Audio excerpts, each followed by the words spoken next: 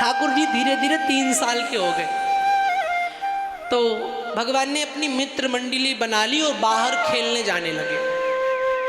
तो एक दिन भगवान ने कहा देखो हम सब खूब नकली खेल खेलते, आज ऐसा खेल खेलें जिसमें कोई पुण्य होवे।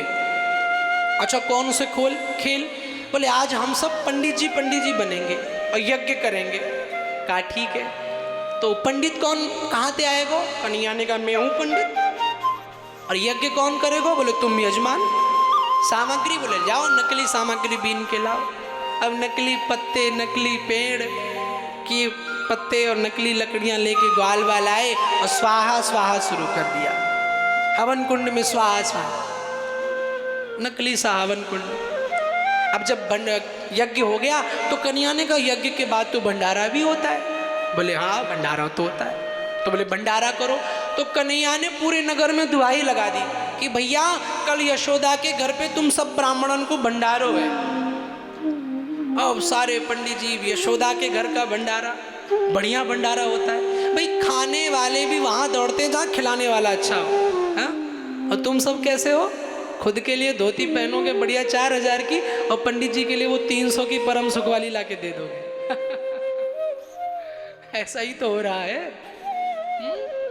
अपने जैसा भी दूसरों को समझो। अब तो ब्राह्मण प्रसन्न कि कल यशोदा के यहाँ का भंडारा, कल भंडारा पाएंगे। सारे दिन भूखे रहे, सवेरे लाइन लग गई यशोदा मैया के यहाँ। ब्राह्मण आए, देखे कोई लकड़ी नहीं जल रही, धुआं नहीं आ रहा, खुशबू नहीं आ रही। आवाज लगाई, खटखटाया, अरे यशोदा। मैया ने गेट खोला, इतनी लंबी विप्रण की लाइन। महाराज जी प्रणाम, पधारो। सवेरे सवेरे बोले मैया लाओ जल्दी, भूख लगी। बोले भूख? बोले हाँ आपके यहाँ तो सुबह भंडारा था ना। मैया को लगा कौन ने बतायो? बोले तेरो लल्ला ने इस पूरे गांव में दुहाई लगाई कल भंडारा। मैया ने ए कन्हैया इधर आ, आवाज लगाई। हाँ मैया तूने निमंत्रण दियो? हाँ दियो। क्यों? बोले मैया कल हमने यज्ञ करी थी। अब 3 साल के कन्हैया। मैया कहती कौन सी यज्ञ करी? बोले यज्ञ करी थी। बोले पंडित? बोले नकली थे, मैं बना था। मैया नकली यज्ञ करी थी, नकली पंडित जी थे, हवन सामग्री भी नकली थी, तो भंडारा भी नकली है। अब जैसे ये बात कही सारे पंडितन के मुंह बन गए। ये कौन सो बालक ऐसो काम करे, नकली भंडारा के चक्कर में 2 दिन भूखा रखा। मैया ने कहा चिंता मत करो, समय दो, मैं तुम सबको भोजन कराऊंगी। मैया ने फिर भंडारा बनाया और खिलाया। ऐसी लीलाएं करते हैं।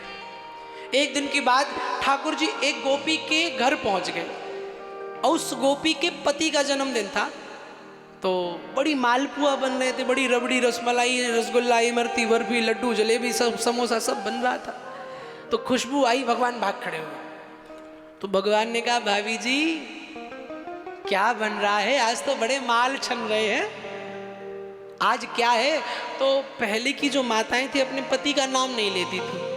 बोली कछु नहीं लाला, आज उनका जन्मदिन है। हा? पहले एक लज्जा थी। तो कहा उनका जन्मदिन है तो मुझे भी खिला दो, फिर तो तुम मेरी भाभी हो। भगवान ने रिश्ता बना लिया। गोपी कहती है ऐसे नहीं, पहले सत्यनारायण बाबा की पूजा करूंगी तब खिलाऊंगी।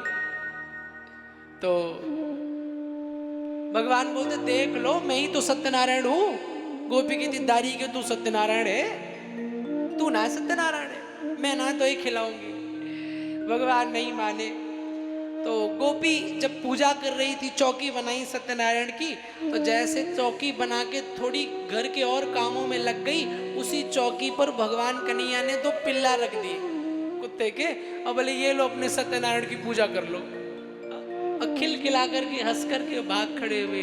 गोपी को क्रोध तो बहुत आया, लेकिन जैसे सांवरे की मुस्कान देखी सारा क्रोध भूल गई।